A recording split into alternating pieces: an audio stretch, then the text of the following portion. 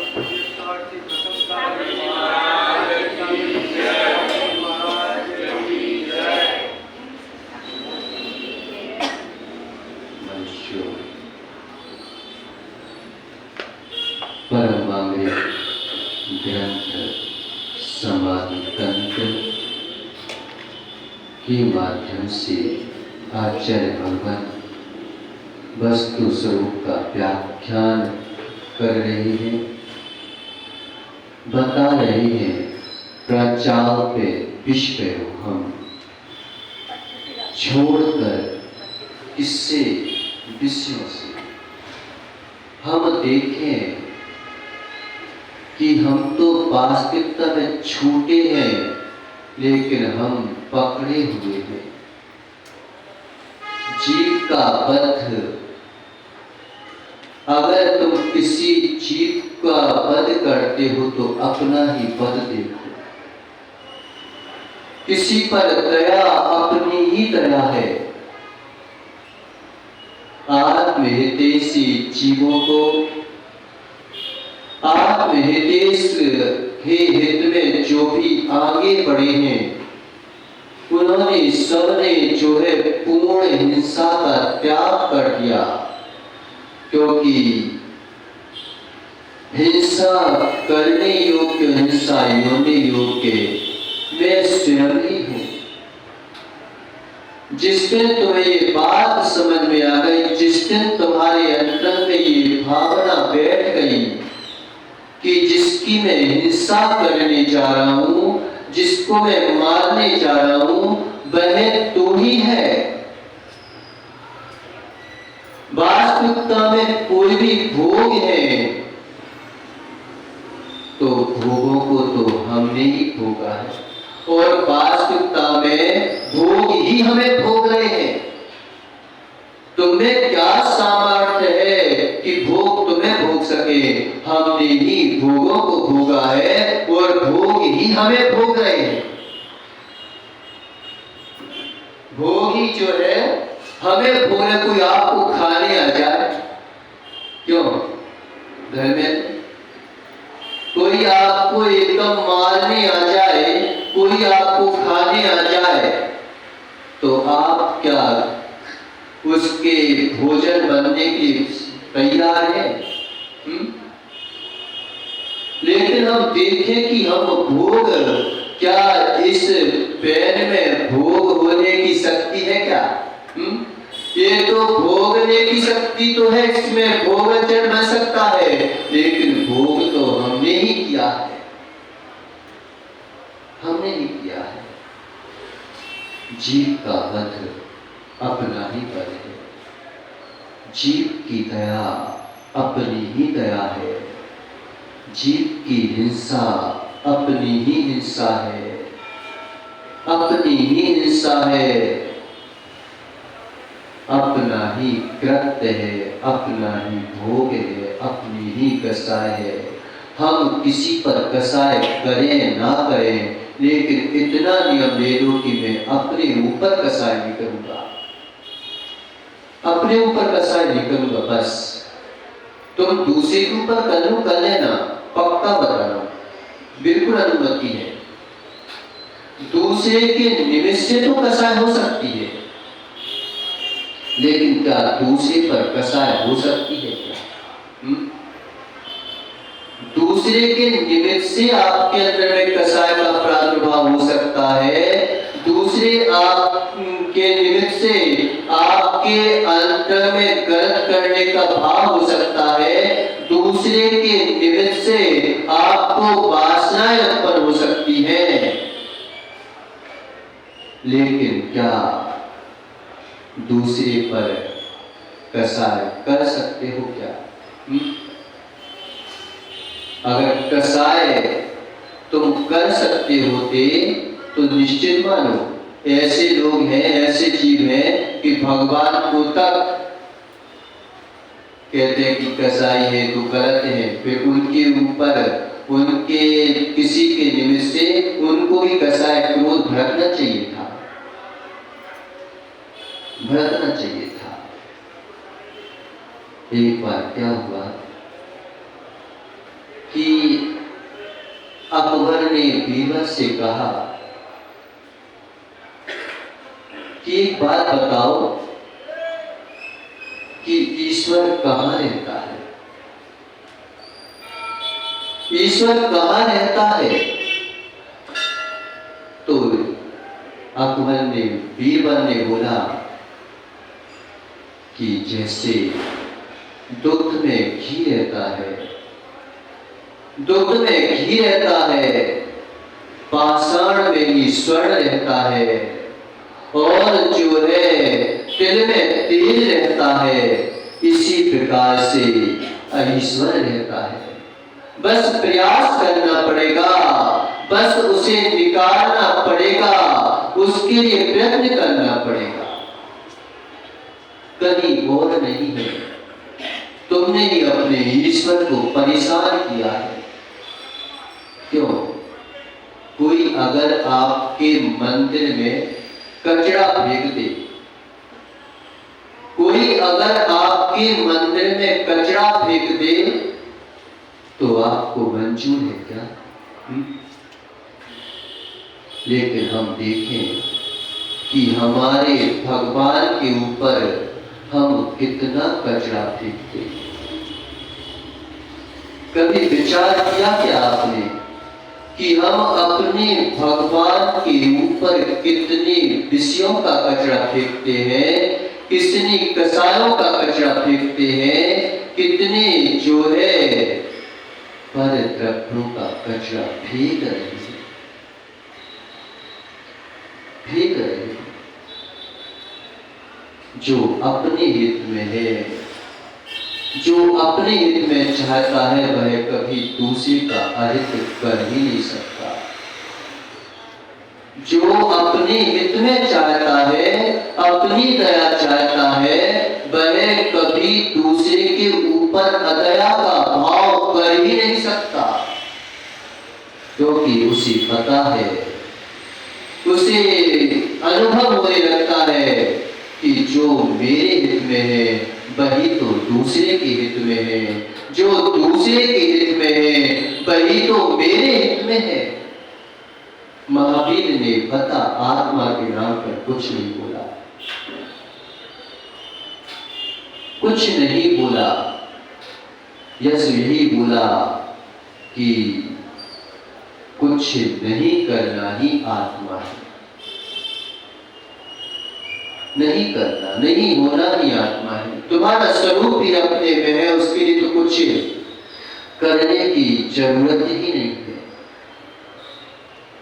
जरूरत ही नहीं है उसके लिए किसी प्रकार की। जो तुम्हारा केंद्र है वही दूसरे का केंद्र है। जिस दिन तुम दूसरे के केंद्र को देखने लगे, उसी दिन तुम जाग जाओगे। जिस दिन तुम दूसरे के केंद्र को देखने लगे तो तुम्हें अपना केंद्र दिखाई देने लगेगा। उसी दिन जिस दिन तुमने दूसरे को अपने जैसा मानना शुरू कर दिया, उसी दिन मानव जरा की जागृत हो गई। उसी समय जागृत हुए। कृष्ण ने उपदेश दिया कि कृष्ण ने उपदेश दिया कि हे पार्थ, चढ़ा दो हथियार, कोई नहीं मरता, आत्मा अजर अमर है, आत्मा अजर अमर है, कोई मरण को प्राप्त नहीं होता, कोई नष्ट नहीं होता, कोई भी रब अपने सुहा को नहीं छोड़ता। ये जो है श्री कृष्ण ने उपदेश दिया।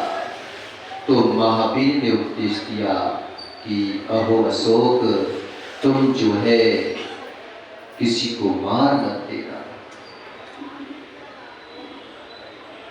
वो मरे या ना मरे, वो कटे या ना कटे, लेकिन तेरी चाह में ही वो चाह पैदा हो गई। तूने मारने का भाव किया, वो मरे ना मरे, लेकिन तू तो मर ही गया। जिस दिन तुमने ये चाह रख ली,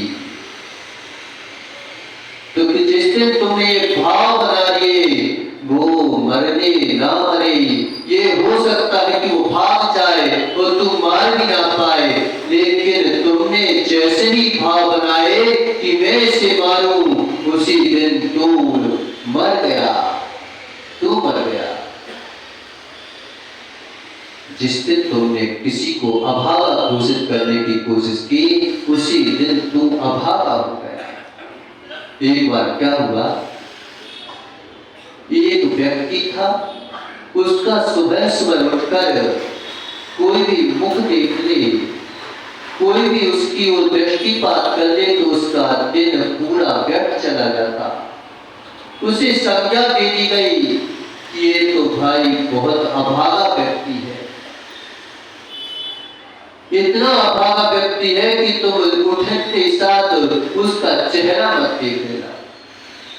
राजा को पता चला, राजा को खबर मिली कि हमारे राज्य में एक ऐसा व्यक्ति है जो अभागा है।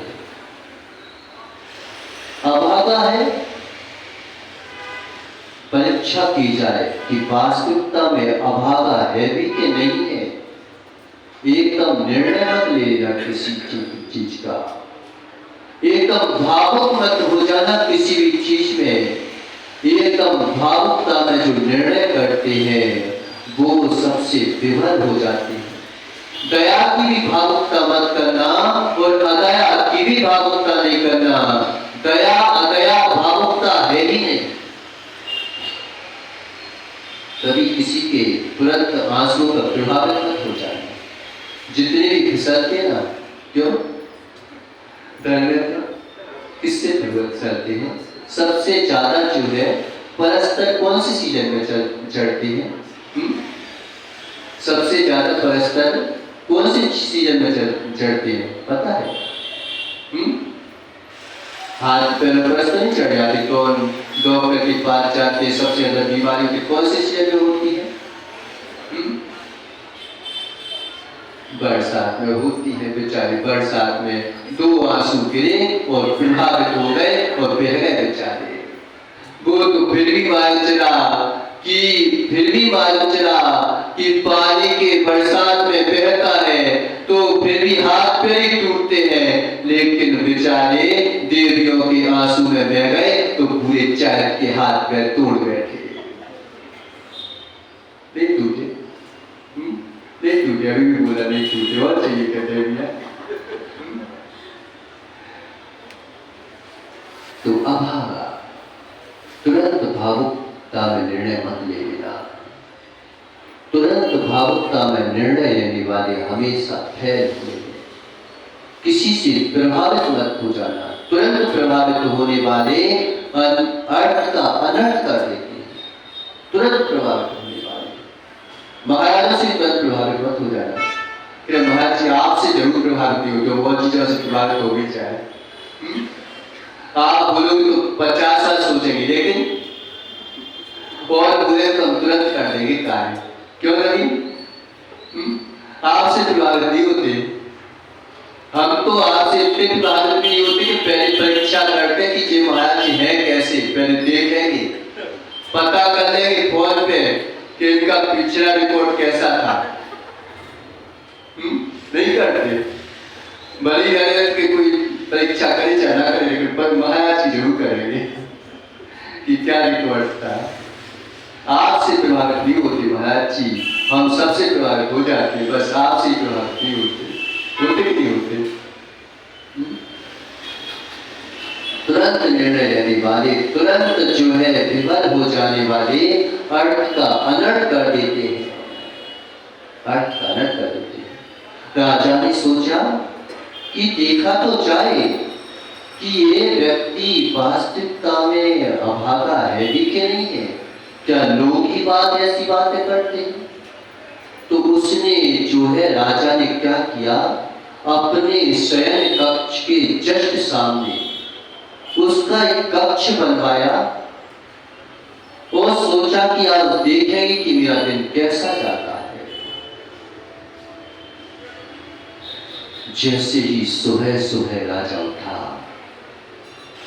और उठते ही साथ उसने जो है उस व्यक्ति का मुख देखा और ऐसा मुख देखा कि मालूम चला कि राजकार्य में इतना व्यस्त हो गया कि बेचारे को खाना तक मिलना शाम हो गई। अब राजा कहता है कि सच है, ये तो अभागा है, इसकी वजह से मुझे भोजन नहीं मिल पाया, इसका जैसा नाम सुना था बिल्कुल वैसे ही है। लेकिन राजा ने आदेश दे दिया कि ऐसे अभागे व्यक्तियों को हमारा देश ही बर्बाद हो जाएगा, हमारा कुल ही बर्बाद हो जाएगा। ऐसे अगर अभागे व्यक्ति हमारे देश में रहे तो इसका मुख देखने से ना तो कभी बेचारे लोग भूखे और मर जाएंगे, भूखे मर जाएंगे। तो राजा ने सोचा कि ऐसे अभागों को तो बिल्कुल फांसी ही दे देना चाहिए, लेकिन कभी भी तुम फंस जाओ तो दृढ़ विश्वास को नहीं खो देना। कभी पाप कर्म का उदय भी आ जाए तो पाप कर्म के उदय में भी जो है अपने धर्म को मत छोड़ देना और आत्मा पर दृढ़ विश्वास करके रखना। पाप भी जो है पाप में पड़ जाएगा, वो भी जो है पुण्य में बदल जाएगा जिस दिन तुमने धर्म करते रहे तो। करते रहना, बस दृढ़ रहना। दृढ़ धम्मो प्रिय धम्मो, जो धर्म में दृढ़ होता है और धर्म में प्रिय होता है उसके पाप भी जो है, उसका दुख भी जो है दुख में पड़ जाता है, उसका दुख भी दुख में पड़ जाता है। दुख को भी दुखी होना पड़ता है। नहीं समझे? अरे भाई, ये अशोक के ऊपर जो घर में जो था ना, क्रोध कर रहा था, गालियां दे रहा था, बिना मत गालियां दे रहा था, उल्टा सीधा बक रहा था। अब इसने क्या किया, अशोक ने बढ़िया एक संगीत लगाया और बढ़िया डांस करने लगा। अब ये क्या कहता है कि इतना सुनारा पागल हो गया वो तो कह रहे क्या मैं पागल हूं क्या जो तुम्हारे ऊपर क्रोध कर रहा हूं? तू क्या है? अगर तुम किसी का जवाब नहीं दो, अगर तुम हर चीज को धैर्य पूर्वक सहन करने की क्षमता ले आओ तो निश्चित मानो पाप भी पाप में पड़ जाते हैं, उसको भी एक दिन झुकना पड़ जाता है। और पाप में अगर हम पाप करने लगे तो उससे बड़ी पापी हो जाएगी। अभी तो पाप कर्म का उदय मात्र जो है वचनों में चल रहा था, अभी पाप कर्म का उदय जो है मात्र मन में चल रहा था, लेकिन पाप का उत्तर दे दिया तो तुम जो है काया में आ गया तो तुम ही नष्ट हो जाओगे। वचनों में अगर पाप आ जाए तो कोई पाप नहीं कहेगा। क्यों? वचनों में अगर पाप आया तो तुम पापी कहलाओगे, लेकिन जो है पुलिस पकड़ेगी क्या? अब जी अशोक गया और अशोक जाके और पुलिस स्टेशन में कहता है कि धर्मेंद्र ने मेरे को मारने की धमकी दी है, तो उसे पकड़ लो। पुलिस पकड़ेगी क्या? क्यों? कह लगे अरे भाई उसने मेरे को मारने की धमकी दी है, आप मेरी रक्षा करो, उसे पकड़ लो। तो कहते फिर मर के तो आप तब देखेंगे, तब तो पकड़ेंगे। तो उसे धमकी दी है, धमकी देने वाले को अगर पुलिस पकड़ने लगे तो कहते मेरी रक्षा करो, मेरे लिए सिपाही लगाओ, तो लगाएंगे क्या? क्यों? अरे भाई ऐसे तो सब एक दूसरे के बारे में कहते रहते हैं, एक दूसरे के बारे में बड़बाते रहते हैं। अगर हम ऐसे तुम्हारी रक्षा के लिए तुम्हारी व्यवस्था करने लगे तो मान जबकि हर कोई किसी न किसी का शत्रु बैठा है, किस किस को देंगे हम व्यवस्था? किस किस को देंगे? पहले पुलिस भी तभी रिपोर्ट लिखती है जब तुम मरोगे, तब कहते हैं कि हाँ तुम पहले से लिखवा के चले जाओ, अब मैं व्यवस्था करूँ, तुम्हें धमकी दी गई होगी, लेकिन पहले से व्यवस्था नहीं करूंगा। अभागा भी कोई बोल दे तुमसे, फांसी की सजा भी सुना दे, पाप के समय भी दृढ़ निश्चय रहना, आप दृढ़ संकल्प से सहित हो जाओगे तो निश्चित मानस सामने वाला भी झुक जाएगा। घबराने की आवश्यकता नहीं है, घबराने की आवश्यकता नहीं है। राजा ने संदेश दिया, हुक्म दे दिया कि ऐसे अभागी लोगों को हमारे देश में रहने की आवश्यकता नहीं है। वह राजन, ठीक है आप तो राजा हो, आप तो हुक्म सुना सकते हो, लेकिन मरने वाले की आपकी इच्छा तो पूछ लो।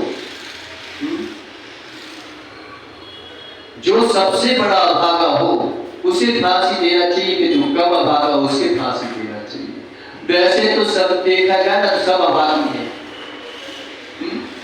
नहीं है सब अभागी। सभी कर्म जो है ना, यशा कीर्ति कर्म भी जो है, सुभग नाम का कर्म भी जो है, वह भी जो है ना, जिसके सुभग नाम कर्म है उसके भी कोई ना कोई शत्रु है। जिसे यशा कीर्ति नाम कर्म चल रहा है उसकी कोई कई लोग अभ्यसी फैला देते हैं, फैलाते नहीं कहते बड़ा यशा कीर्ति नाम, हम जानते हैं उसके लिए क्या काम करता है, कैसे करता है। 50 लोग उसको सुनाने वाले भी चाहिए, फिर भी ऐसा कीर्ति नाम कर रहे हैं। ऐसे ही अभागे लोग जो भाग्यशाली है, वे अभागे है कि नहीं है? वे भी अभागे हैं, कहीं ना कहीं उनका भी अभागापन चल रहा है। क्योंकि जैसे यशा कीर्ति नाम कर्म है, बहुलता से देखा जाता है कि बहुलता इसकी है, इसको मानने वाले, इसके गुणगान करने वाले बहुत लोग हैं, इसलिए यशा कीर्ति नाम कर्म है बहुलता से देखने पर। लेकिन अगर हर व्यक्ति को देखा जाए तो हर व्यक्ति तो मानचरा कि कोई उसकी निंदा करने वाला भी होगा। ये जो भगवान को मानने वाले का सभी लोग हैं क्या? ये कर्मों से रहित है, निर्दोष परमात्मा है। निर्दोष परमात्मा को भी दोषी लगाने वाले बहुत लोग हैं, है कि नहीं है? लेकिन उनके कहने पर क्या वो दोषी हो जाएंगे क्या? जब भी तुम धार्मिक कार्य करोगे ना, निश्चित मान व्यक्ति शिवाय आएंगे। शेषे बहुविज्ञानी आचार्य भगवान छत्र चूड़ामणि ग्रंथ में बातीराज सूरी बोलते हैं, शेषे बहुविज्ञानी, श्रेष्ठ कार्यों में हमेशा विघ्न आते हैं, बहुविघ्न आते हैं, बहुत विघ्न आते हैं। लेकिन महापुरुष लोग विघ्न आने पर श्रेष्ठ कार्य को नहीं छोड़ देते। महापुरुष बनी है। महापुरुष की पहचान क्या है? महापुरुषों की पहचान यही है कि वो श्रेष्ठ कार्य करते हैं, विघ्न हमेशा आते हैं, विघ्न आने पर भी अपने कार्य को छोड़ नहीं देते, छोड़ नहीं देते। यही महापुरुषों की पहचान है, यही महापुरुषों की पहचान है। पापी पाप से जब नहीं डर रहा है तो हम पुण्य से क्यों डरें? अभी आपके धर्म की निंदा करने वाले बहुत से लोग मिल जाएंगे, तो क्या हम उनके धर्म निंदा करने से क्या धर्म छोड़ दें? क्या छोड़ा जाता है क्या?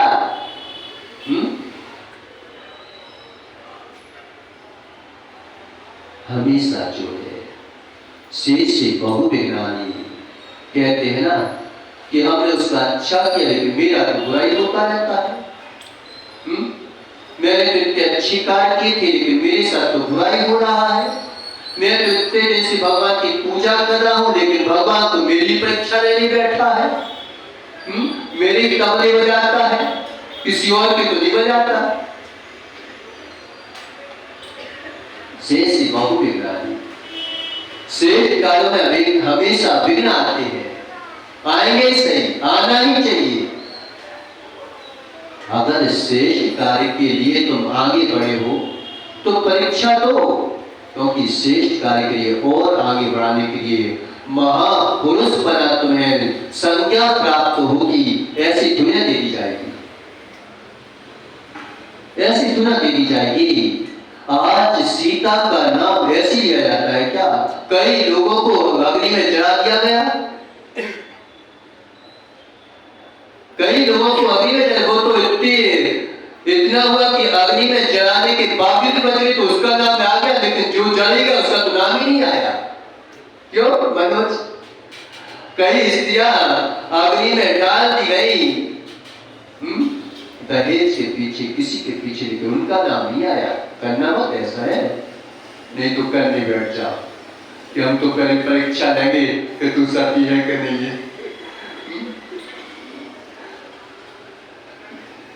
तो कई स्त्रियों, कई लोग जो है अग्नि में जले लेकिन उनका नाम कहीं नहीं आया। लेकिन सीता तो बच गई, बचने के बावजूद भी बच जाते वो उनके नाम आते हैं। इसी जो है बच्चों, बचने वालों के भी नाम नहीं आते। नहीं तो तुम सोचो कि हम अग्नि के पास से निकल जाए, वो कहते देखो मार के अब तो बच गए हैं, अब तो मेरा नाम आना चाहिए ना, अभी भी नहीं आएगा। नहीं तो ये बात है तो रोज बता अग्नि पर ही काम करती है, नहीं करती कि देखो महाराज जी मैं तो बिल्कुल प्योर हूँ, रोज उसको तो सीता को तो बहुत कम खाना बनाने को मिला, वो तो माँ पटरानी थी, रामचंद्र जी की, श्री राम की पटरानी, उसको तो कहीं भोजन बनाने का मौका ही प्राप्त नहीं हुआ हो। यहाँ तक कि लंकेश के वाटिका में रही, वहां पर उसने भोजन नहीं बनाया। तुलसी माता तो रोज भोजन बनाती है, रोज उसमें हाथ बिल्कुल चढ़ा देती है कि महाराज जी मैं देखो प्योर हूँ बिल्कुल, वो तो एक बार पास हुई थी, मैं तो हर दिन पास होती हूँ।